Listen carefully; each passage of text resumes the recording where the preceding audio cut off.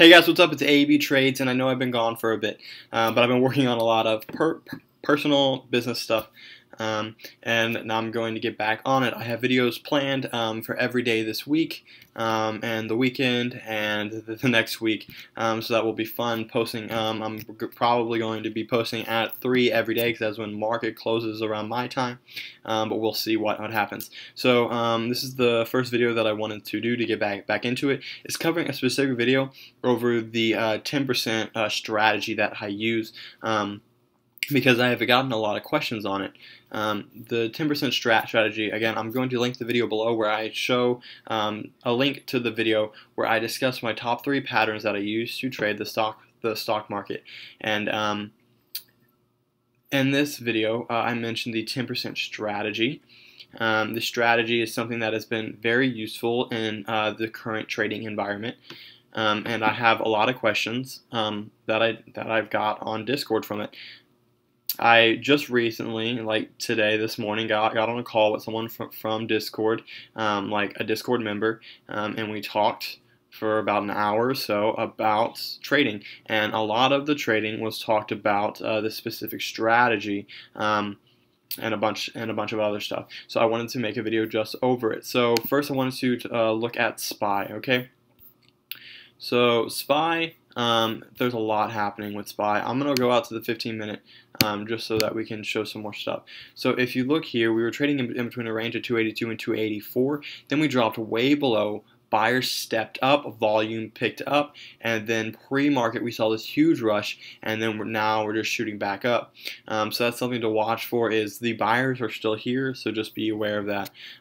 So to highlight the example of the top 10% strategy or the 10% strategy, I have both sides of the spectrum. The first one is Netflix.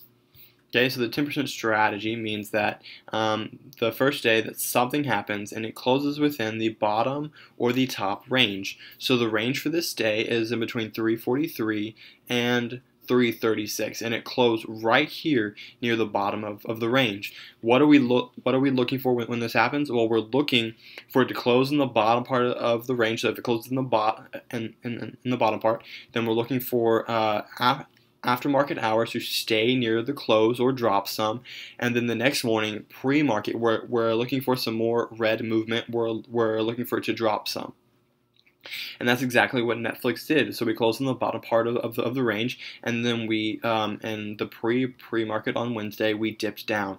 Okay, so that is very important. Huge setup, a huge sign of weakness. So then let's zoom in and let's see how we approach this. So we know that we have a pre-market level here of 332.21. This will be our area of support. So we try to come up here during when the market opened. We tried to shoot up here and nothing happened. It was probably just a quick shoot up because people were taking profits. Like if you short on the way down, you make money coming when a stock falls. Then in order to get out of the position, you have to buy the stock back. So that's why when you always see a lot of red, you see a quick push up because the short sellers are trying to cover their position. So this must have been that. And then we see this huge dip down, but we don't close below the support. Instead, we bounce up, we test this high again, and then we start to close. And so in between this is definitely our consolidation period. But we're below VWAP, and we're holding below this EMA line, okay? The exponential moving average. We are holding below that line, and as we break through these two lines, which is our only hope of support, we start to fail, and that is a clear short down to the next support level of 324. So that is how you use the 10% strategy when it's going down. Now let's look at BABA for an example of it going up. Okay, so as we can see here, our range for the day is in between 169 and 165.39, and we close here in the top range. So now that we close in the top range, what are we looking for? We're looking for a stock, since it closed in the top range, that during the aftermarket is either holding the same price level, or it goes up a bit. And then in the pre-market, we're also looking for some upwards action. Okay, so we see a lot of upwards action during pre-market, which is great.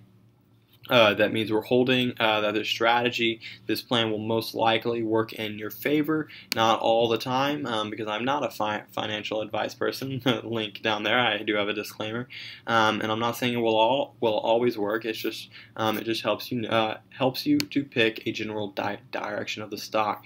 So we can see here, market open. We shot up. We bounced along trend lines here, and then we just continued up for the day to around 175.60. So that is just another way to use it. Again, it's very helpful in many different ways. Just something to watch out for. It shows itself in many ways. For example, this is not necessarily a close in between the top portion of the range or the bottom portion of the range. But look at this consolidation of price. The price traded in between this level and this level. Okay, for a stock as big as Boeing, that's the price of around $338 to stay within a $1 range. That's never going to happen. Obviously, something is going to happen. So how do I know what stocks to watch for to see big movement? I look from the previous day. Did it run? Did it close in the top percent of its range? Did it close in the bottom percent of its range? Does it have news? Okay, this is an example of something where I was like, dang, look at this consolidation. Something has to happen here. And the next day, it opened up below the support line, and then we tried to push up in the morning. We couldn't hold this support line, and we crashed. We just flat out crashed. If you didn't want to catch it there, you could have caught some bounces here with some flags, some triangles. It's whatever you like to trade. I just want to open your eyes to show you that you can trade in any market environment, so don't be scared. Alright guys, I hope you learned something from this video. Please like, comment, and subscribe. See y'all tomorrow and the next day because I have videos planned. Alright, bye.